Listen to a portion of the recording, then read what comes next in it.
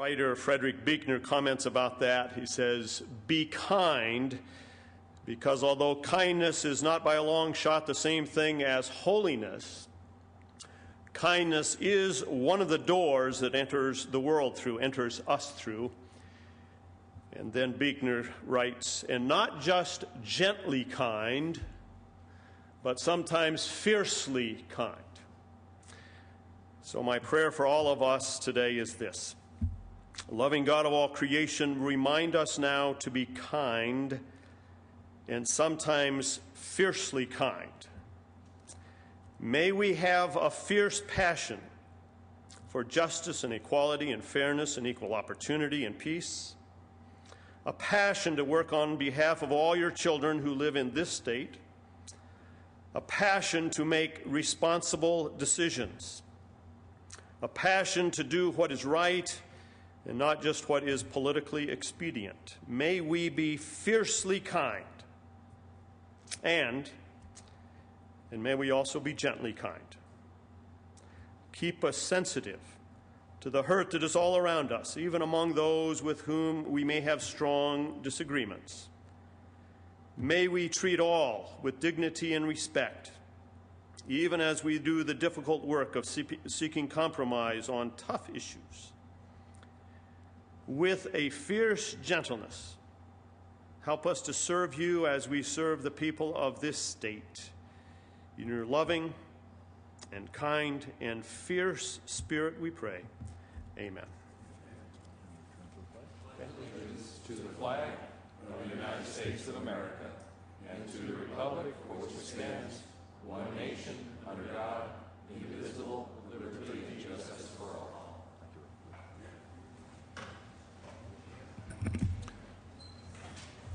Privileges of the floor. Senator Correa, for what purpose do you rise?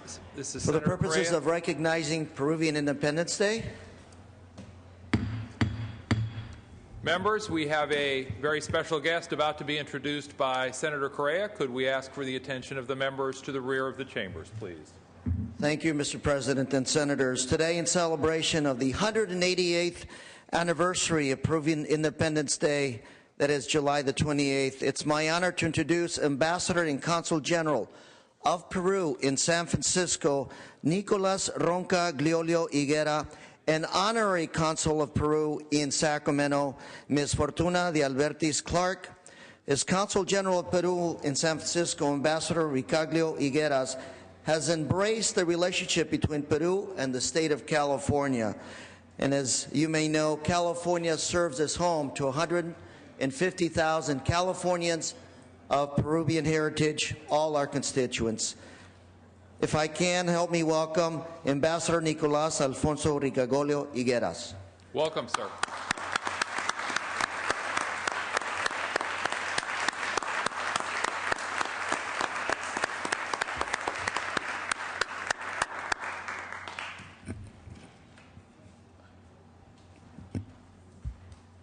Mr. Ambassador, if I can have you say a few words, please.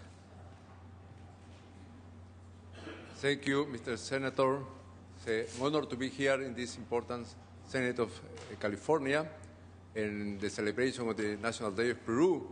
And we're going to do our best effort in order to strengthen the good relationship that we have between California and Peru. God bless America and God bless Peru. Thank you. Thank you very much.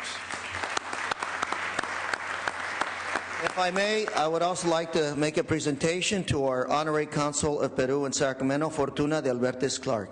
Proceed.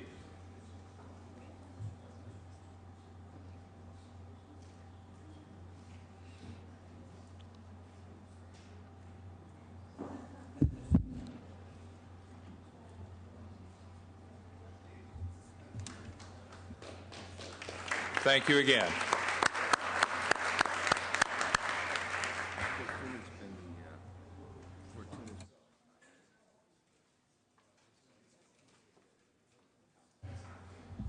Do we have additional business under privileges of the floor? Senator Leno.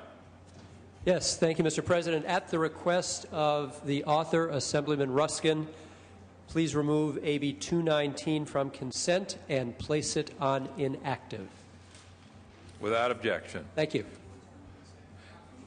AB 219, file item 203, removed from special consent, and placed on inactive. Senator Leno, is that correct? Thank you. Senator Liu. Under motions and resolutions, Proceed. Mr. President, please remove item 215, AB 154, from the special consent calendar. That's AB 154, file item 215, Correct. removed from special consent without objection. Senator Negrete McLeod. Thank you, Mr. President. I would also request that AB 293, file item 150, be placed on the inactive at the request of the author. Once again, that was Assembly Bill 293, item 150 on the file. Thank you, Senator Negrete McLeod. Without objection, Senator Padilla. Mr. President, back under the privileges of the floor. Privileges of the floor, Senator Padilla. Members, I wanted to take a moment to recognize and thank Melissa Macias, who's been a Senate fellow in my office since last fall, had the dubious honor of splitting her time between my office as well as Energy Committee. So every time you hear us discussing the floor, everything from renewable energy and climate change to telecommunications and whatnot, that's been her baptism by fire, if you will, to policy and the legislative process. This is her last week. I'm losing her to a newly elected school board member in the Los Angeles Unified School District, and just wanted to take a moment to thank her for her hours and hours and hours of great work in the office. Thank you, Melissa.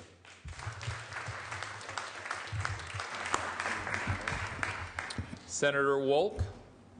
Motions and resolutions, please. Please proceed.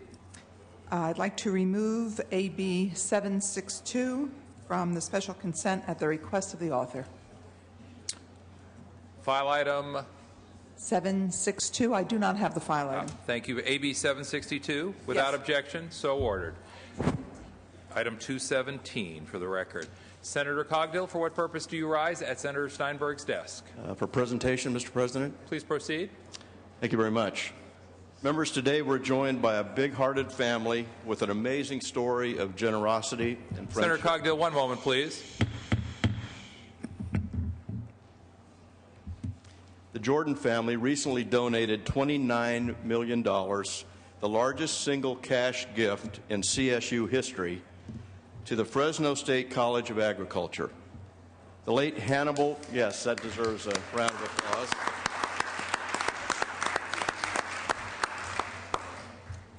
The late Hannibal Bud Jordan and his late brother Lowell, the cattle rancher, never stepped foot on the Fresno State campus. But that didn't stop them from believing in the school's outstanding agricultural program. Their generosity began in the unlikeliest of places, a motorhome rally. This is where Bud and his wife Dee had a chance meeting with Fresno State professor Bob Gilm and his family. Bob was proud of Fresno State, and he shared stories of its students and the School of Agriculture. Over the years, they didn't just swap stories. They grew to be friends and together enjoyed some of the great products produced at the Fresno State farm, like raisins and some awful fine wine. Thanks to his friendship between motorhome enthusiasts, the Jordans donated generously to the agricultural program over the years, including a $130,000 endowment that has provided annual scholarships since 1995. The strong bonds between Fresno State and the Jordan family continue even after Bud and Lowell's passing. Dee Jordan has visited the campus many times and has met several of the students who have benefited from her family's scholarships. And the college developments director, who shares Portuguese heritage with Bud, along with the dean of the college, make regular visits to the Jordans to update them on the latest Fresno State news. The outpouring of kindness from the Jordan family is truly remarkable. In these tough economic times, when we are forced to cut back, it's heartwarming that individuals are stepping up to help others.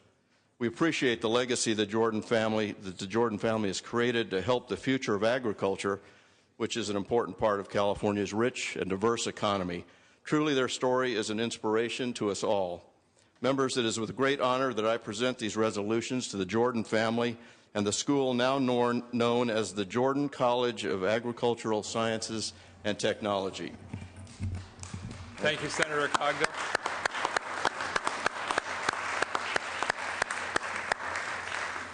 Joining me today is Dee Jordan, Dr. Charles Boyer, Dean of the Jordan College of Agricultural Sciences and Technology, Alcidia Freitas Gomes, Ag 1 Executive Director, and also the College Development Director. Please welcome them.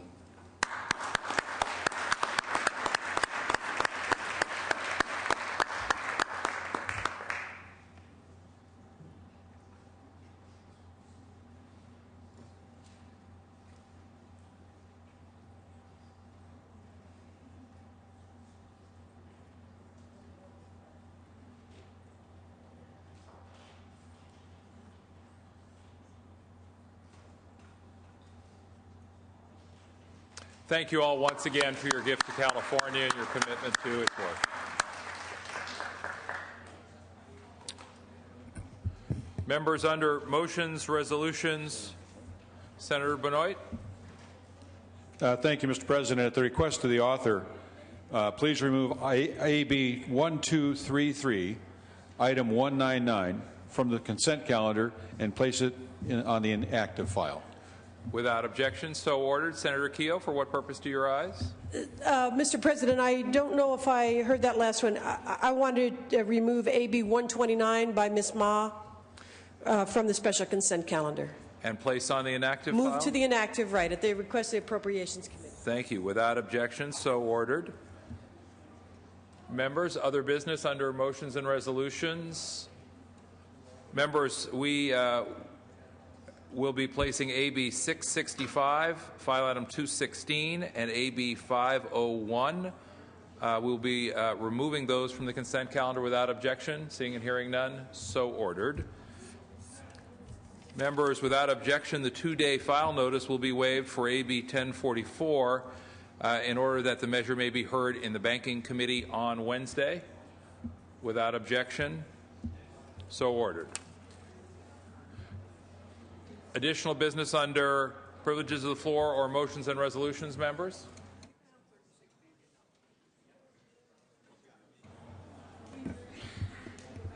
Not just yet. Members, we have 2 bills to take up today, 3 bills to take up today. The first is file item 198, Senator Pavley. This is AB 49 by Assemblymember Fuhr. And again, members, we are at file item 198. We will follow that up with file item 197, AB 39 by Assemblymember Huffman. These 2 bills are water bills. Senator Pavley, we're going to ask the Secretary to read. Assembly Bill 49 by Assemblymember Fuhr, an act relating to water. Thank you very much, Mr. President. Members, this is a bill that's destined for the Conference Committee on Water relating to the Delta and a comprehensive approach to dealing with the crisis of water supply and water availability. This is a conservation measure. The bill is amended to be a single line of intent. We will be sending several bills to the Assembly where they will non-concur on Senate amendments, setting the stage for a Conference Committee on Delta and Water Resources. I ask for your aye vote. Senator Dutton. Yeah, Madam Chair, and so I'm up here to oppose AB 49.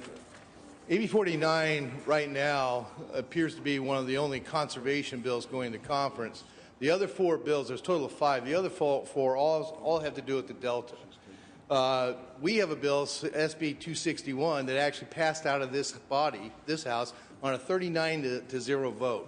That actually has a lot more to do with conservation than anything that is currently being considered.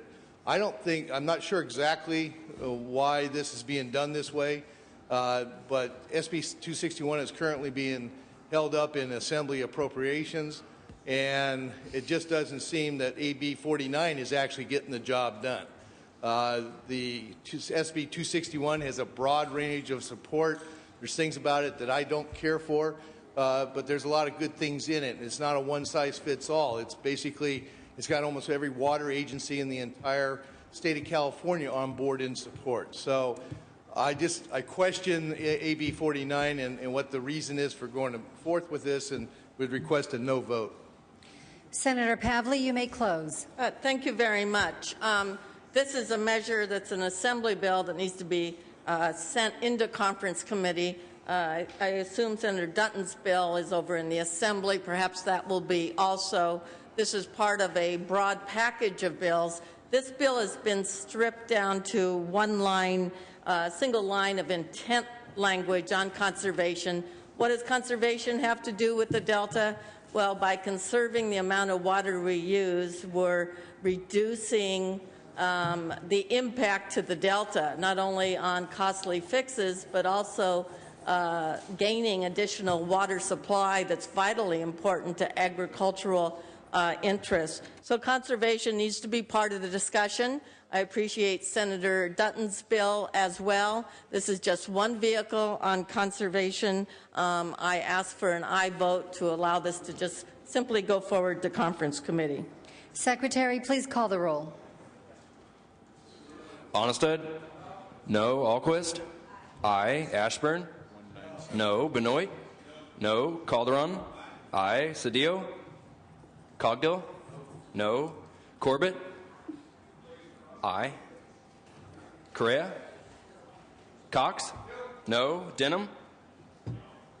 No. DeSaulnier? Aye. Duchesne? Dutton? Flores? Hancock? Aye. Harmon? Hollingsworth? No. Huff? No. Kehoe? Aye. Leno? Aye. Liu? Aye. Lowenthal? Aye. Maldonado? Negrete McLeod? Oropesa? Padilla? Aye. Pavley? Aye. Price? Aye. Romero? Aye. Aye. Runner? No. Smidian? Aye. Steinberg? Strickland? Walters? No. Wiggins? Aye. Wolk? Aye. Wright? Wyland? No. Yee? Yee, aye. Call the absent members. Dutton, no. Cedillo? Correa? Duchesne? Flores? Harmon? Maldonado? Negrete McLeod? Oropesa? Steinberg? Strickland? No. Wright? Senator Pavley moves a call. Senator Simidian, for what purpose do you seek recognition? Thank you, Madam President. To take up file item 197, this is AB 39 by Assemblymember Huffman. Secretary, please read.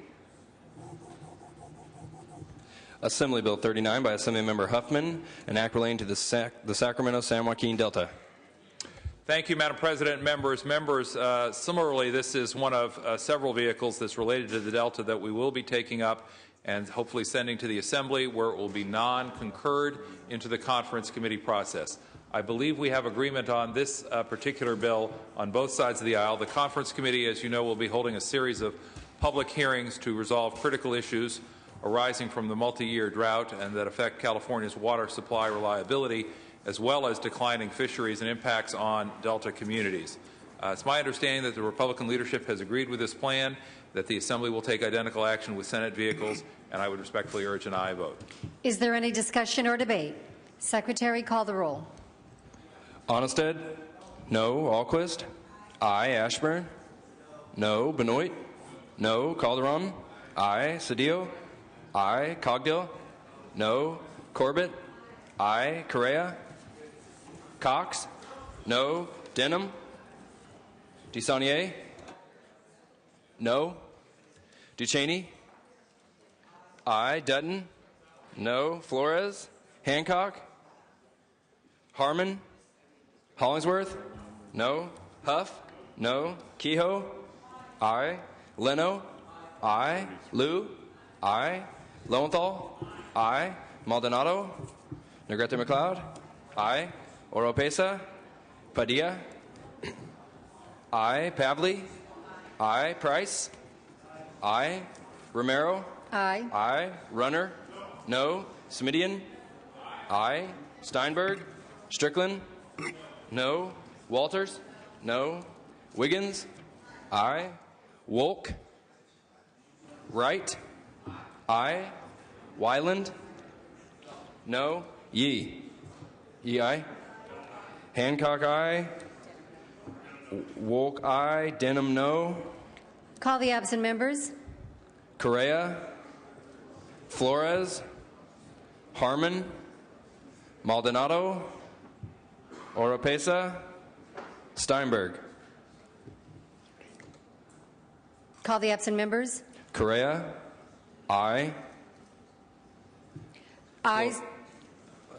Flores? Harmon? Maldonado? Oropesa? Steinberg? Ayes 21, noes 14. The measure is adopted. Senator Wiggins, are you prepared to take up file item 33? Secretary, call the roll. Senate Bill 670 by Senator Wiggins, an act relating to dredging and declaring the urgency thereof to take effect immediately. This is SB 670. Mr. President, members, SB 670 would put a temporary moratorium on motorized suction dredge mining in California rivers until the Department of Fish and Game finishes its court-ordered overhaul of regulations. Amendments made in the Assembly clarify that the moratorium on using suction dredge equipment applies to mining in rivers and streams, not the routine maintenance of canals and channels by irrigation districts and water suppliers. The amendments also clarify this bill does not prohibit non-motorized mining methods such as panning for gold. This measure and the amendments have strong bipartisan support, and I urge your aye vote. Debate or discussion? Senator Onestad. Mr. President, members, I rise in opposition once again to this bill. This bill is, again, nothing but a political end run around a problem that is being studied, and the results of that study are due in less than 6 months. But in the meantime, this bill will cause severe economic damage to the rural communities and to the small business people who depend on this industry or entertainment as a source of income.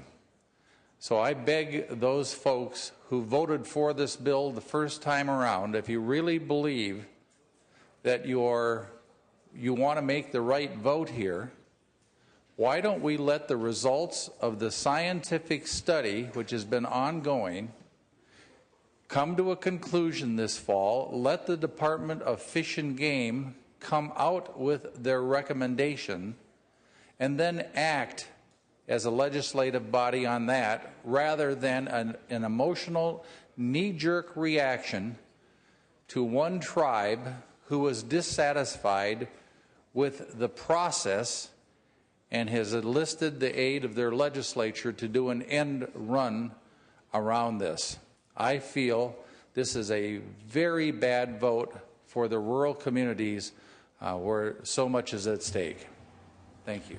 Further debate or discussion? Senator Wolk. Yes, I would like to rise in support of this bill. Suction dredge mining has been an important issue for several years. There have been bills that have been vetoed by the governor. There has been money that should have gone to EIRs and analyses that were directed by the court that were then withdrawn from the budget. In the meantime, the court has weighed in. The body of science says that the regulations absolutely must be overhauled. This is an important bill at a critical time for salmon, steelhead, and trout, and I urge your aye vote. Thank you, Senator Wolk. Do we have additional debate or discussion? Seeing and hearing none, Senator Wiggins, you may close. Call the roll. Onestad? No. Alquist? Aye. Ashburn? No. Benoit?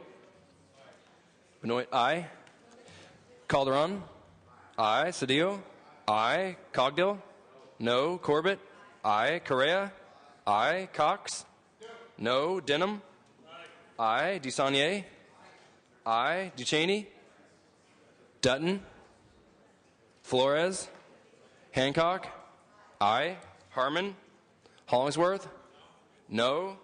Huff, no. Kehoe, aye. Leno, aye. Liu, aye. Lowenthal, aye. Maldonado, aye. Negrete McLeod, aye. Oropesa, Padilla, aye. Pavley, aye. Price, aye. Romero, aye. Runner, no. Smidian, aye. Steinberg, Strickland, aye. Walters, aye. Wiggins, aye. Wolk, aye. Wright, aye. Wyland, aye. Yee, Yee, aye. Ducheney, aye. Mr. President, ayes 28, no 7. Ayes 28, no 7 on the bill. Ayes 28, no 7 on the urgency. The bill is passed. Members, do we have additional items under privileges of the floor or under motions and resolutions? If not, then we will lift the call. Senator Pavley, we will lift the call. One moment, please. Members, if we could ask for a moment of patience.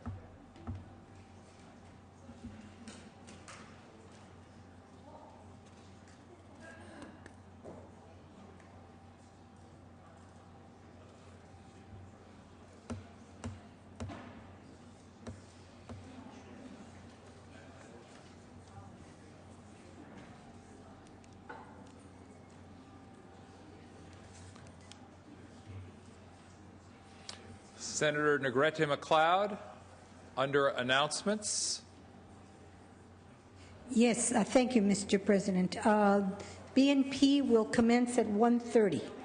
Business and Professions. That's correct. At 1:30 today, and that is in room 3191? That is correct. Thank you, Senator Negrete McLeod. Are there other announcements while we wait for a moment, members?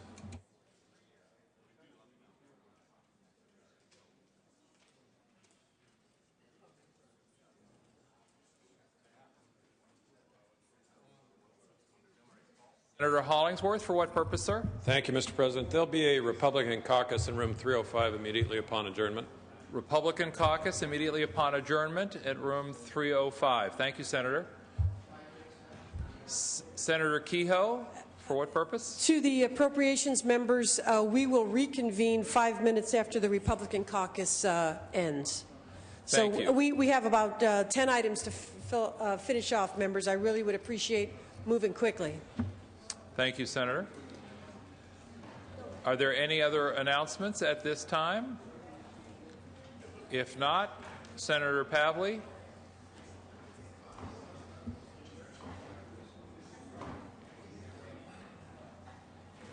Negrete McLeod. Senator Pavley, for what purpose do you rise? I think I can lift the call. Senator Pavley would like to lift the call on file item 198. Secretary will lift the call and call the absent members. Cedillo, Correa, Cedillo, aye. Correa, aye. Ducheney, Flores, aye. Harmon, Maldonado, Negrete McLeod, Oropesa, Steinberg, Wright. Wright, aye. Mr. President, ayes 21, noes 13. Ayes 21, noes 13. The bill is passed. Members, a reminder that Environmental Quality Committee will be meeting at 1:30 in room 112. Senator Onestad, for what purpose do you rise, sir? Members, the desk is clear. Vice Chair of Rules, Mr. Onestad. Stand in recess until 3:30, upon which time the adjournment motion will be made. The Senate will convene upon call of the President pro tem or Thursday at 9 a.m. Thank you, Senator Onestad. Senator Wright, for what purpose do you rise, sir? Condition of the file, Mr. President. On condition of the file, Senator Wright. One moment, Senator Wright. Let's make sure we have the attention of the body. Mr. President, members, last Thursday I had the good fortune or misfortune, depending on your point of view, to go to Fremont, California. And I went to an automobile assembly plant, which happens to be the last plant west of the Rocky Mountains that makes cars. There are 5,000 people who work in that plant. There are 400 people who live in my district who work in the plant because they're one of the plant suppliers. They make the Toyota Corolla, the Toyota Tundra truck. They also make the Pontiac Vibe that's going to be discontinued. The fear that you saw in the employees came from the fact that they realized that they may no longer have jobs inside of the next 6 months. They weren't asking us for a handout, but they were asking for a hand. One of the things that we do, members, is that we charge, and we're the only state in the country that charges sales tax on manufacturing supplies. They also pay double the electric rate. And there are a number of other things that we do to make that plant far less competitive. That's 5,000 people who make an average of $65,000 a year. If you take the payroll and everything else that the plant does, it contributes some $40 million a year to the state general fund. And I know a number of people won't care, but I'm going to suggest that we do an urgency thing. At least the governor ought to go talk to Toyota and ask that the plant stay open. At some point, we might want to say that at least for that plant, we'll suspend the manufacturing investment credit so that they're able to compete. I look in this garage, members, and I see a number of cars that are hybrids and all other kinds of cars. They don't make one of those cars in California. We should try to say that maybe we ought to buy a Toyota Corolla since it's the last car that's made here. We ought to prevail on some of our other industries to say, why don't you buy one of the cars that's made in California since it's the last one? And I know people will tell me, well, but the hybrid car does this and all of that. Again, go tell those 5,000 people who are about to lose their jobs that the difference between gas mileage of about 7 miles a gallon is worth the money that we're going to pay. And let me add an additional thing. They also pay $2 million a year in electric bills. When the plant's out of business, all of the ratepayers in the PG&E territory will see a rate increase that equals that $25 million because that power has already been purchased. This is just one plant. I remember 30 years ago when we ran the tire business out of California. It wasn't quite the same circumstance, and it was only 50,000 jobs in 18 months. Here we have a small window of opportunity, and I'm sure that there'll be pushback because everyone can find a reason that they don't want to support that poor worker in Fremont. I say that we have an obligation to do everything that we can to maintain that factory. Not just because there are 300 workers in Compton who make the antennas that go on top of the cars, not simply because there are people who contribute to the entire Bay Area who work at that plant. Because at the end of the day, members, if we continue bleeding manufacturing jobs, I submit to you, we'll never resolve our budget crisis. So when I come back and I ask you, I know I'll hear all the reasons why we shouldn't do it. It's a corporate carve-out. It's better for the environment. At the end of the day, there are 5,000 people who have played by the rules and tried to do everything that we asked them to do. All they asked us to do today is help them protect their jobs. Thank you. Senator Corbett, for what purpose do you rise? Condition of the file. Proceed. I'd like to thank Senator Wright for bringing this subject to the attention of the Senate floor, and also I'm very encouraged by his comments that we should do what we can to save our last manufacturing plant, our only car manufacturing plant. His points are very well taken. This affects obviously the workers, the vendors, the healthcare providers, the grocers, you name it. It's a huge plant. Many people are employed. They're high-paying jobs. It's a very, very important industry here to the state of California. And I do remember as a child taking field trips to various car manufacturing plants that used to be scattered around the Bay Area. So this is our last plant. There has been legislation authored this year to assist NUMMI. This has been an ongoing issue, doing what we can to help make sure that that plant continues to be successful and these jobs continue to be able to be provided. It's become very critical recently, but I just wanted the floor to know that Senator Corbett and Assemblymember Tirico have been working for many years to do what we can to keep this plant going and keep this plant alive. So I'm very, very encouraged by the comments of Senator Wright. I think it is very important that we do whatever we can to try to keep this plant operating in the state of California, and look forward to working with all of my colleagues on this issue. I was already in touch with both Senator Boxer and Senator Feinstein's offices, had meetings actually just a week before the announcement was made. So those of us in the district have been all over this issue, so to speak, and I look forward to working with all of you to do what we can to keep this plant in California. Thank you. Thank you, Senator Corbett. Senator Weiland. Thank you, Mr. President. I'd also like to thank Senator Wright for those comments and Senator Corbett for your interest in making this happen. I'd like to give another example. The money's actually bigger. Intel, a California corporation we all know, $6 billion of investment in Arizona, New Mexico, and Oregon. And when you ask those manufacturers about this, they say, well, we're a California corporation, but we're never going to build another plant in California. And I would just suggest, members, that beyond this current budget crisis, as Senator Wright suggested, we have another problem in the state that we will not be able to resolve unless we address it. That's why I proposed SCA 2, so we would have a year to address these sorts of things.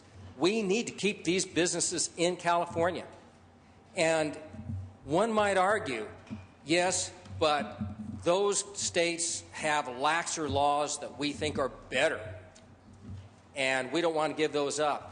The reality is, when you have a company like that, and there are others, I use Intel because we all know it, $6 billion just to build the things and operate the things. We must keep this manufacturing in this state, and I hope we take the appropriate actions to do it quickly, because those investment decisions are made every day. They're being made every day right now about whether to expand in this state, and every day outside the country and in other states about where to invest. That, I think, is necessary to make sure that we don't, as we recover, our budget problems aren't any worse. Thank you very much. Thank you, Senator Weiland. Members, Senator Kehoe has asked that I remind members that the Appropriations Committee will continue to meet in room 4203 immediately after the Republican caucus. Without objection, the Senate stands in recess.